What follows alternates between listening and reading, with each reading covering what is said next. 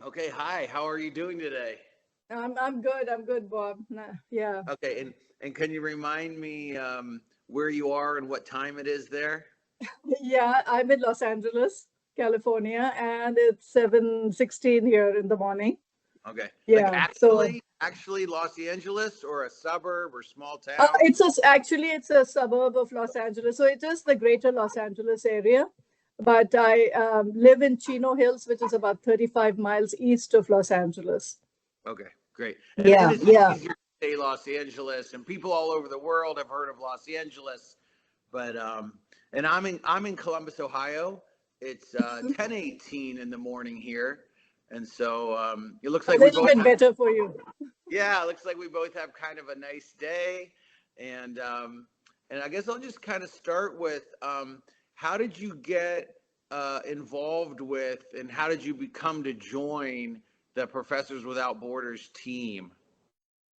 Okay, so a cousin of mine who lives in Toronto was visiting Los Angeles, and I was just talking to him, and he brought this up that he's been going to ARU. You're The Akbar's last, cousin. yes, I'm Akbar's cousin. Yeah. So I So was yeah. in Aru with Akbar. Okay, okay. So he's been, I think, he's been there several times. So he brought it up, and I said, well, I would be interested in that. But I said, I'm not sure. But so I'm by training, I'm a plant pathologist. My PhD is in plant pathology. So I wasn't sure if there would be any scope for what I teach over there because these are all, like Uganda is an agricultural sort of their economy is based on agriculture. So I thought, okay, they're all experts anyway. Why do they need someone like me? But he said, why don't you just apply and see what happens? And that's what I did. And in fact, they first wanted me to go to Swaziland. They wanted me to teach a course in food security and climate change. So that was an interesting topic, but the timing wasn't working out for me at that time, although it was still the first 2 weeks of September. But see, my semester here, I teach here at a university in the Department of Agriculture and Plant Sciences. So my semester here starts end of August. So I turned down the Swaziland offer because I said I don't want to take time off from my semester. I was hoping that I could do something during the summer months, but turned out that that's not possible. So when they made, and luckily they came back with another offer, for me to go to ARU. And so then I just accepted. I took 2 weeks off. Well, actually, I put my classes online for the 2 weeks. And so I was able to make it work. Did you Yeah. teach your classes online from Uganda? No, no, I just gave them enough work to do on their Okay, okay, own. Yeah. So, okay. yeah, no, I wasn't teaching from there, but I gave them assignments to do. And yeah, and it worked out well. So Okay. my students were not affected in any, negatively affected by Sure, it. sure, sure, sure, sure. And was this the first time you've done anything like this, like a very short-term international program? Yes, yes. I've traveled to give talks, but I've never really like taught a 2 week course in another country. Yeah, so this was my first experience. And was in terms of your preparation, did you have all of the information you needed, and did the information you got match the reality of when you arrived? How can you describe it? Okay. So I was given a topic to talk about. That did not change. So it was about the soil food web, about the soil community. So that was there.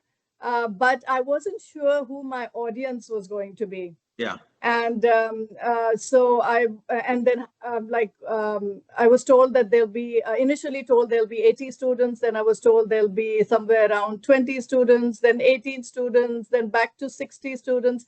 And then the final count I got, because I needed to take some material with me, so I just wanted to make sure how many students. So I remember taking like 2 dozen copies of some brochures and quizzes that I had designed. But turned out I actually had 60 students and uh, 60? 60, 60.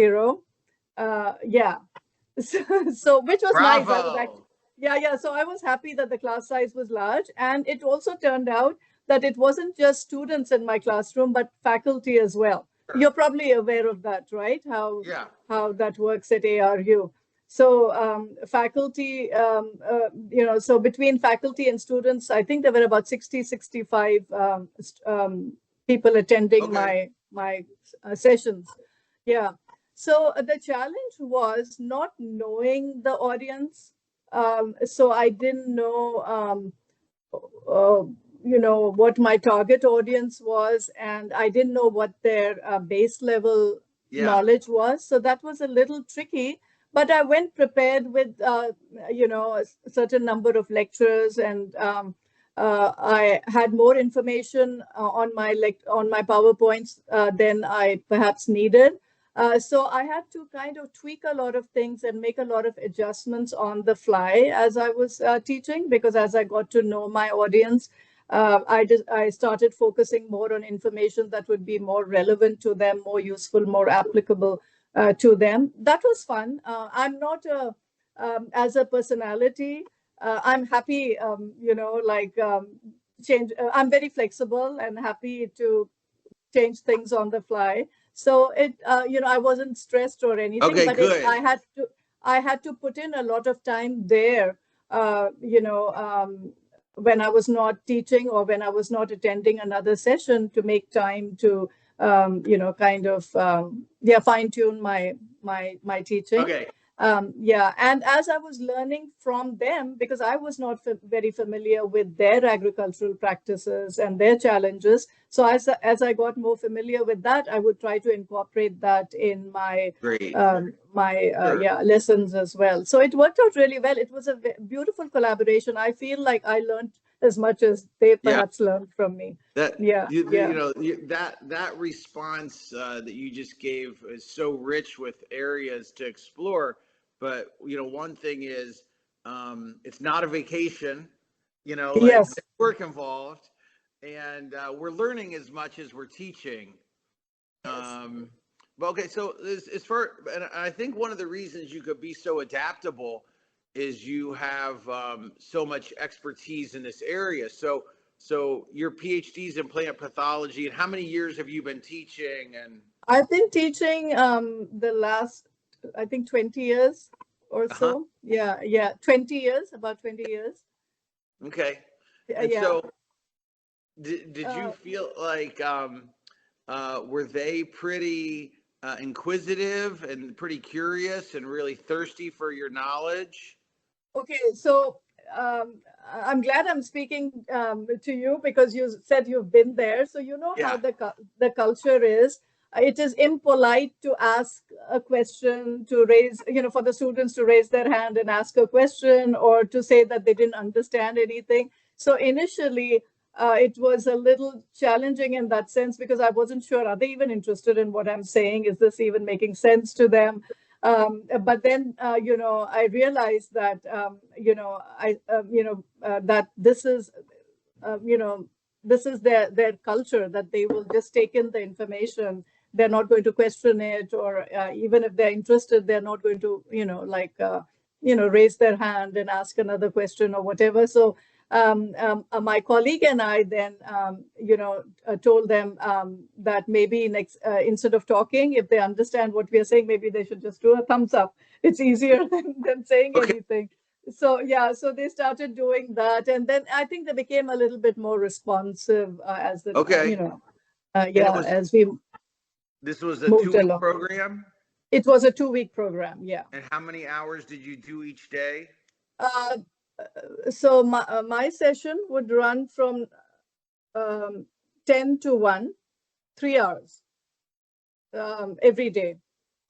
Did you have any breaks? No, no breaks, 3 hours. Yeah, but somehow they just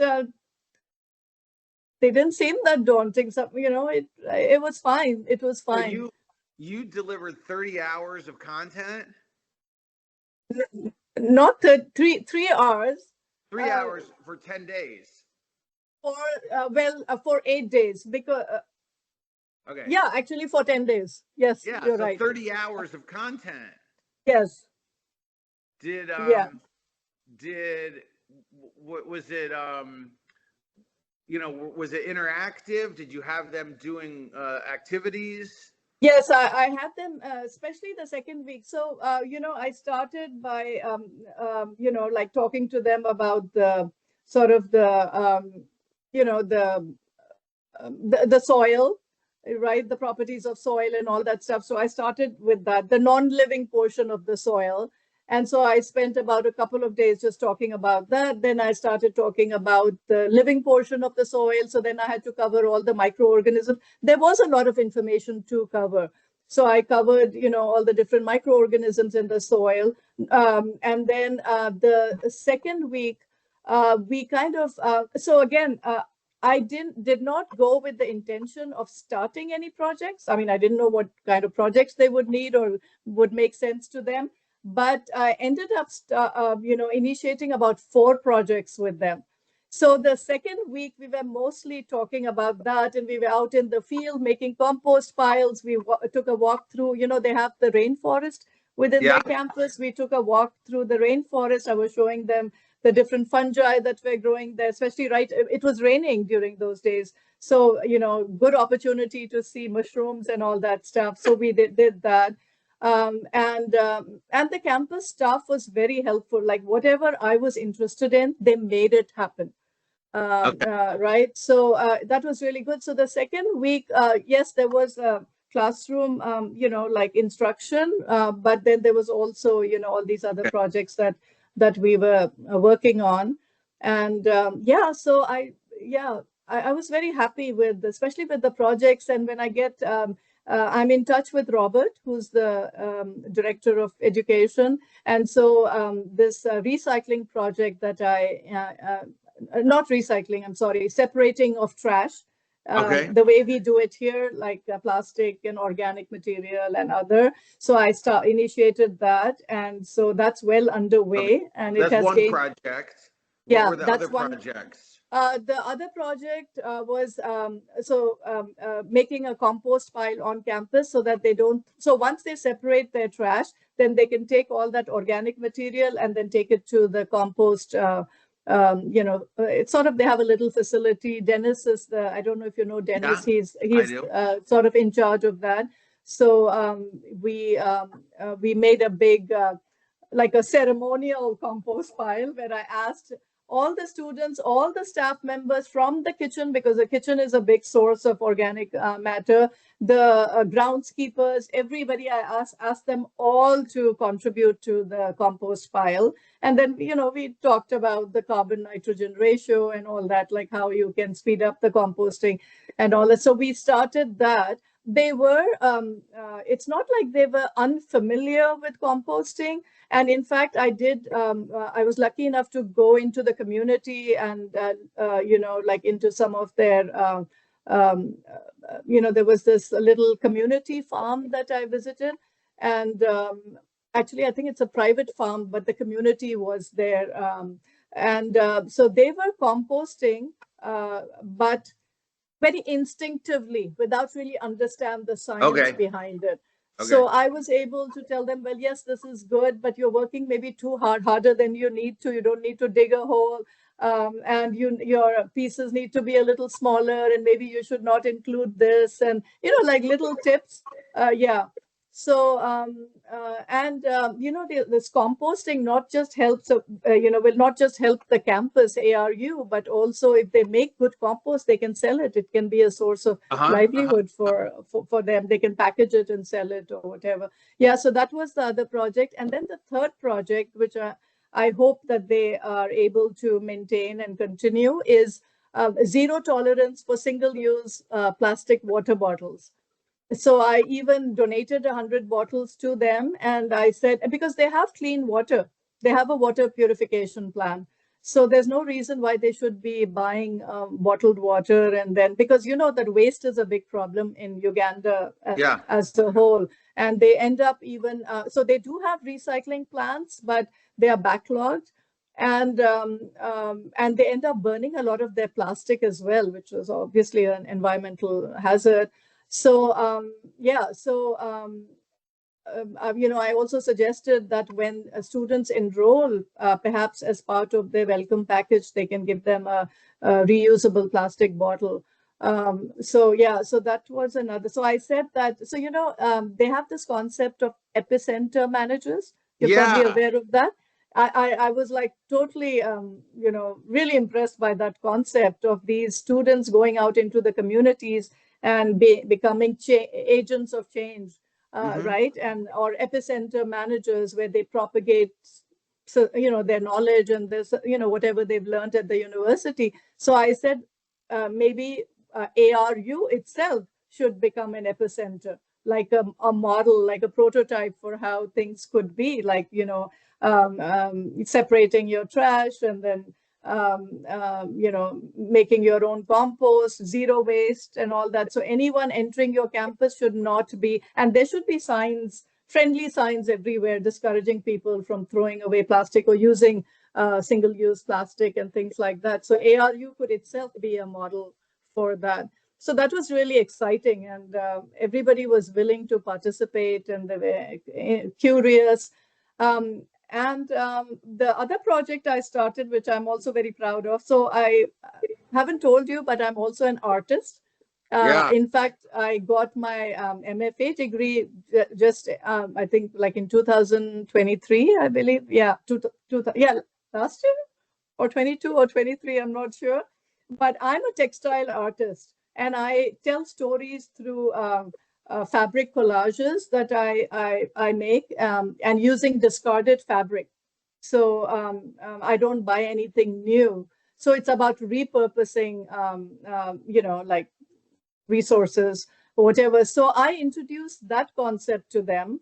And I had also gone to, again, like I said, they really catered to whatever I was interested in doing. And my theme in my art is about displaced people, refugees and displaced people. So they took me to a refugee settlement, and so I was lucky enough to visit that. And there was a tailoring center that we visited, a tailoring training center that I visited. So I picked up some fabric, like literally from a trash bag, some little pieces of fabric, and I, brought it to my guest house, and kind of put it together as really quickly, to show them what is possible, to look at trash as a resource rather than just trash.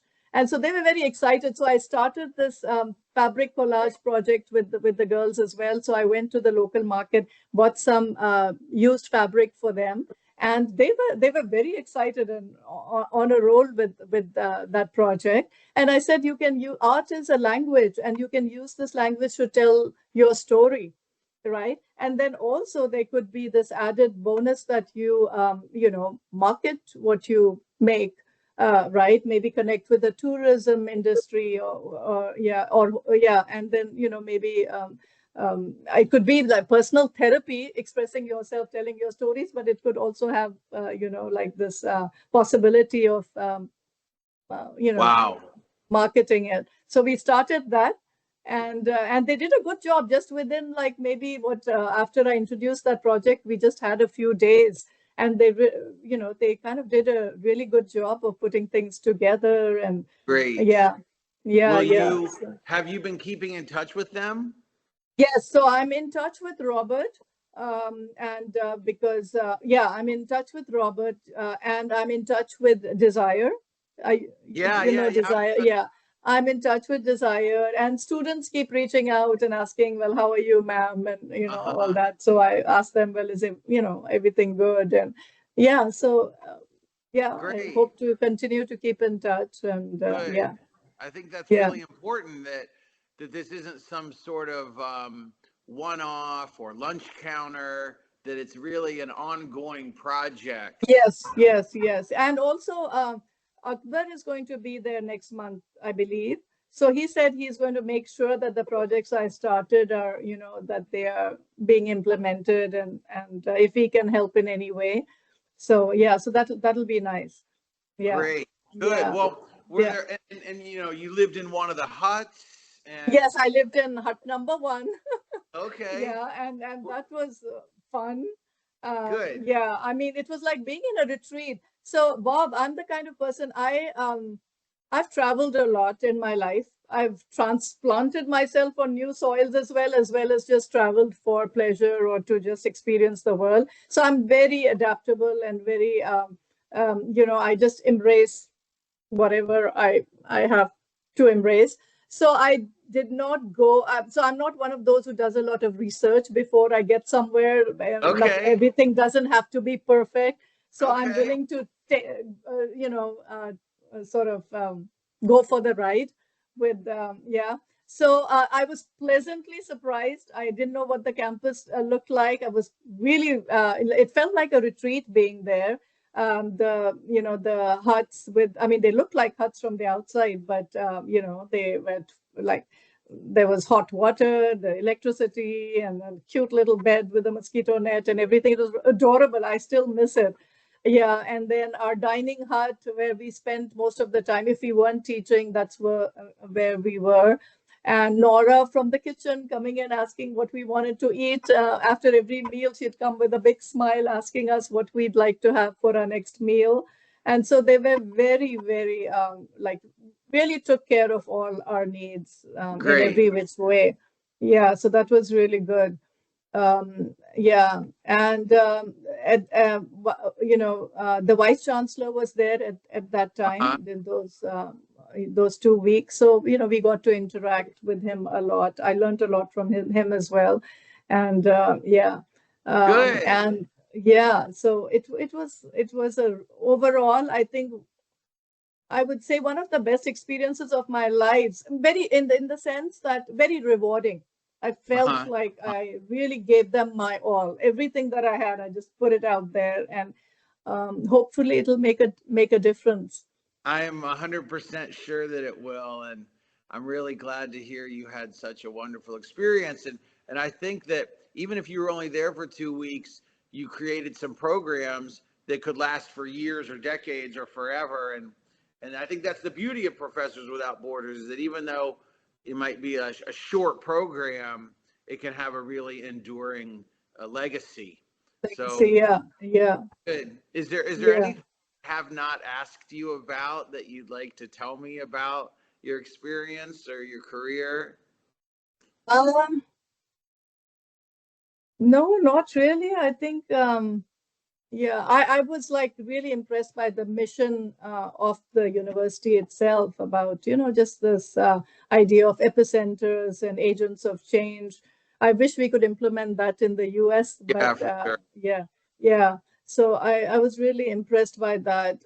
And I was also very impressed by the non-hierarchical mode of um, education, where the faculty was also, like the vice chancellor felt that. Um, that everybody should be learning is an opportunity for everyone. I remember him saying one day that this is a gift that Provibo is giving them, and so everybody needs to take advantage of that. So yeah, so I kind of like that the dean of the department dean would attend all my sessions, and he was very involved.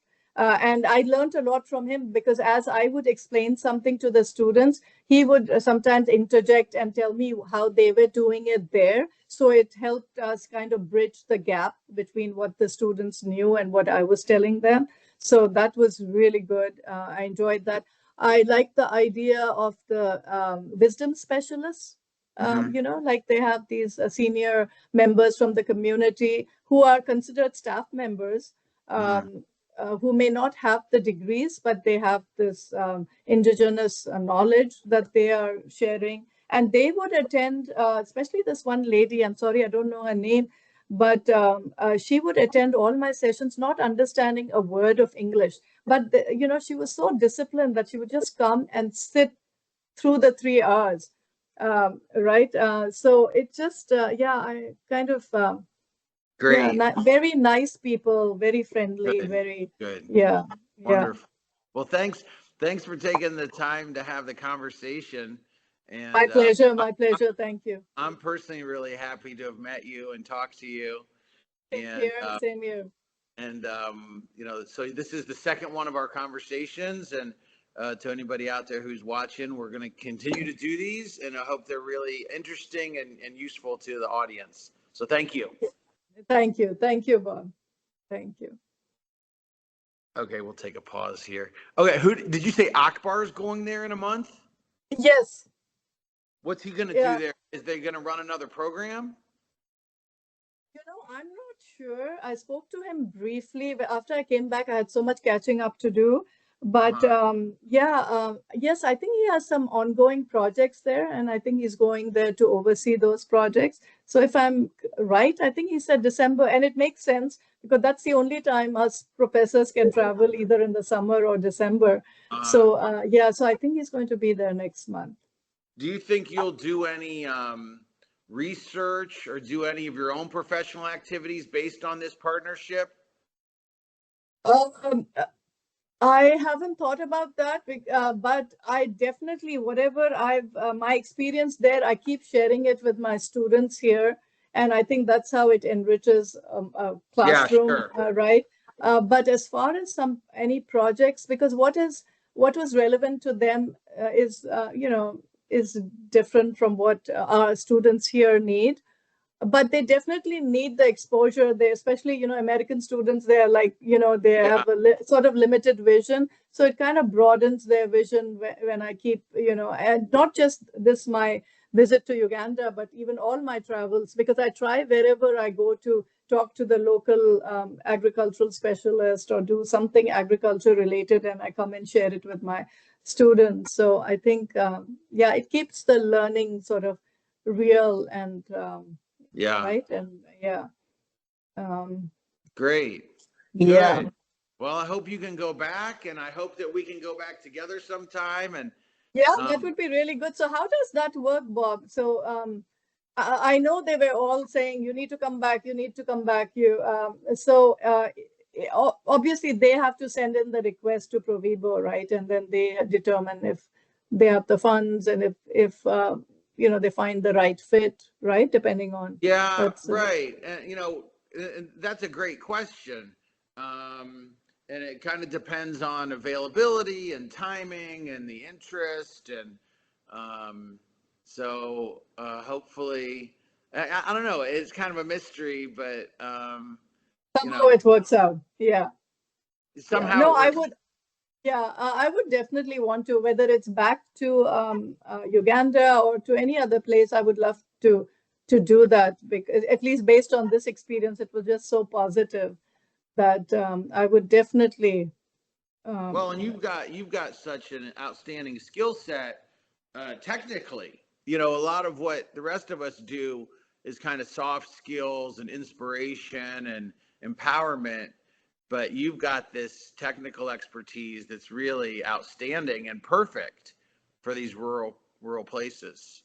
Yeah, I actually didn't realize that. I thought maybe it wasn't needed there.